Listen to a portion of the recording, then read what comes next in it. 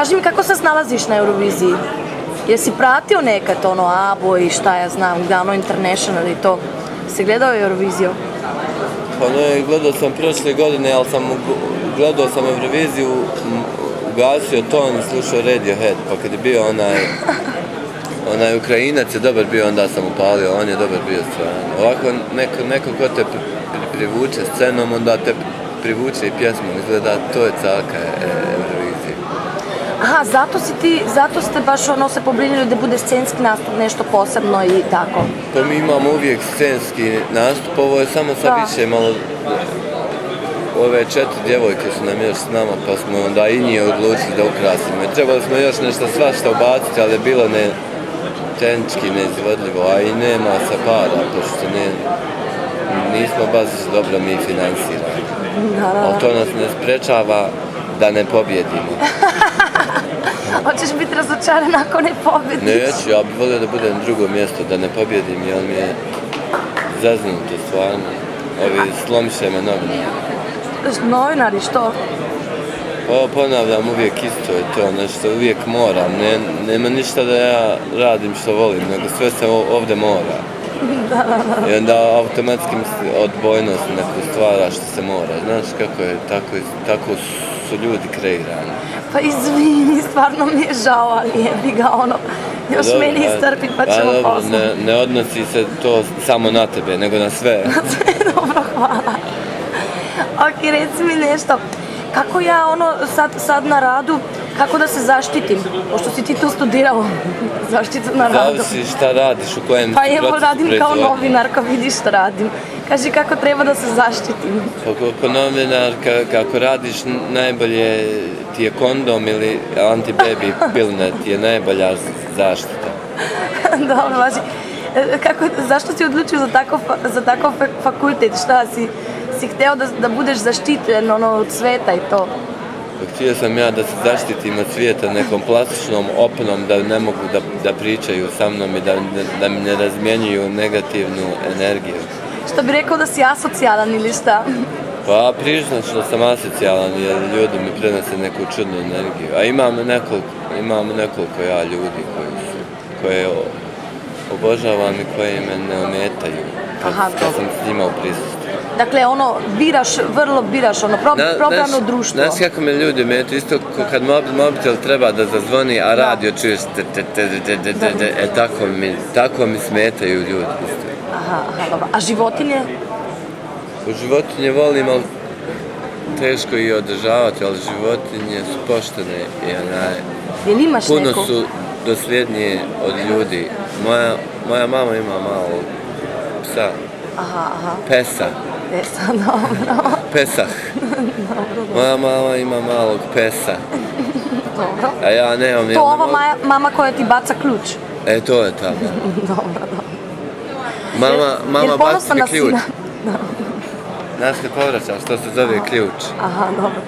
Kaži, je ponosna na sina mama? Kad te majk, znaš da je jedina istina ljubav u ovom životu majčinska ljubav, nijedna druga. Na prvo mjesto je majčinska ljubav. Tako sam ja kao muškarac uskraćen. Zato si sam jer nema nijedne kao mama. Šta?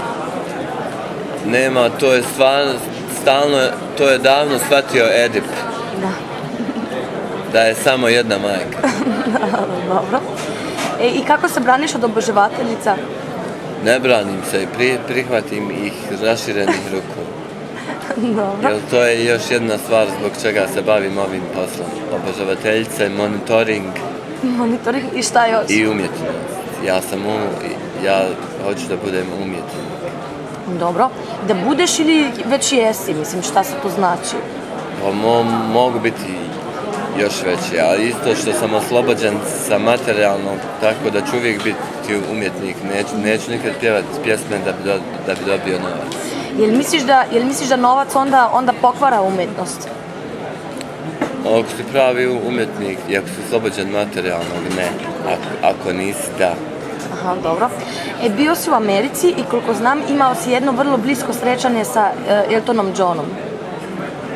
Pa kad sam stavljao, ja sam konobar bio, kad sam stavljao Eltonu Johnu piletu neku s paradajzom, a na jedan paradajz mu je pao u krilo. On ništa nije rekao, samo uzeo onaj paradajz. I bili su ti tamo stalno u Njujorku gdje sam radio, Čiprijani se to zove. Tu stalno zvijezde i to. Aha, dakle, vidio si mnogo zvezda, je to? Jesam. Dakle, navikao si na to da se družiš sa zvezdama. Ma nisam se ja družio, nama su rekli da ne možemo mi s njima pričati, mada sam ja uvijek nešto iskoristio da je nešto pitam ili da se zezam. Stvarno, šta si koga pitao, ajde, da čujem. I ko je bio najljubljazniji? Ma svi su ljubazni, ali oni su nekako svi ispravni, vidim se da se peglaju i oni da tu moraju biti isto kao što ja moram ovdje da radim ove procedure. Da, procedure. A koga bi najviše volio da upoznaš i za koga ti je bilo najdraže što si upoznao? Volim Björk, nisam je nikad gledao u Njujorku, 3 godine sam je čekao, nije došla, a ove godine imala 5 koncerata u Njujorku. Bez veze, potpuno. Volim i Björk, ko da me je rodila. Dobro. I šta sad, dobro, izdao si ploču, za Minarti to šta sad posle Eurovizije, šta te čeka? Čeka me, dole imam i jednu livadu, moram da pokusim travu i da usušim to sjeno. Stvarno, radiš i ove poslove to? Stvarno? Da pokusim.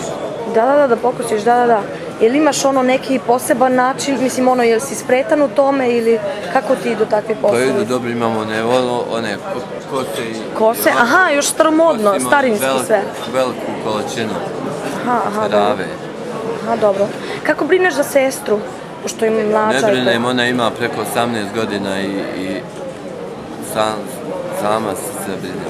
Pa dobro, ipak je mlađa, pa to, zar ne misliš da bi trebao da budeš ipak malo kao stariji brat, da malo, znaš, malo da... Ma kakav, ona da gledaš koji dečki joj prilaze i to, ona više o meni brine, jer ja sam razmažen, kao pes. A kako to da si razmažen, ko te razmaže? Zato što moji roditelji imaju jedno muško dijete, to sam ja, dragi gledalci, i 2 sestre, i onda sam ja razmažen kao jedini muškarac. A i druga sestra mlađa ili? Druga je mlađa. Aha, obe mlađe, dobro. Dakle, brinu za tebe i sestre i svi, okej, važi.